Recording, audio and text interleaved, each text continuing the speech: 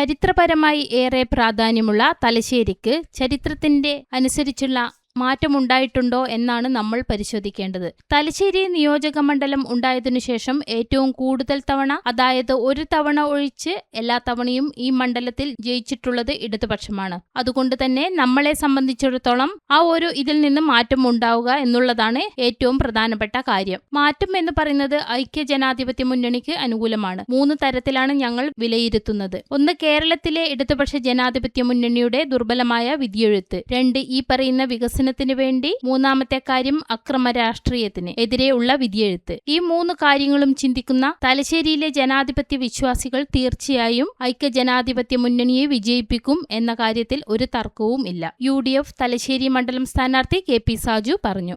ചരിത്രപരമായി ഏറെ പ്രാധാന്യമുള്ള തലശ്ശേരിക്ക് ആ ചരിത്രത്തിന്റെ അനുസരിച്ചുള്ള മാറ്റമുണ്ടായിട്ടുണ്ടോ എന്നുള്ളതാണ് നമ്മൾ പരിശോധിക്കേണ്ടത്. തലശ്ശേരി നിയോജക മണ്ഡലം ഉണ്ടായതിനു ശേഷം ഏറ്റവും കൂടുതൽ തവണ, അതായത് ഒരു തവണയൊഴിച്ച് ബാക്കി എല്ലാ തവണയും ഈ മണ്ഡലത്തിൽ ജയിച്ചിട്ടുള്ളത് ഇടതുപക്ഷ ജനാധിപത്യ മുന്നണിയാണ്.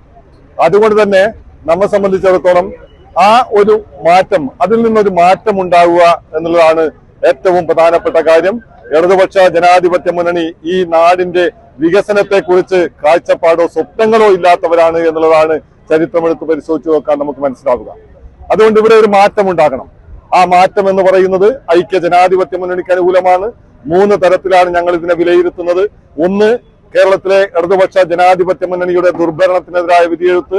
2, ഈ പറയുന്ന വികസനത്തിന് വേണ്ടി. 3-ാമത്തത് അക്രമ രാഷ്ട്രീയത്തിനെതിരെയുള്ള വിധിയെഴുത്ത്. ഈ 3 കാര്യങ്ങളും ചിന്തിക്കുന്ന ഈ തലശ്ശേരിയിലെ ജനാധിപത്യ വിശ്വാസികൾ തീർച്ചയായും ഐക്യ ജനാധിപത്യ മുന്നണിയെ വിജയിപ്പിക്കും എന്ന കാര്യത്തിൽ ഒരു തർക്കവുമില്ല.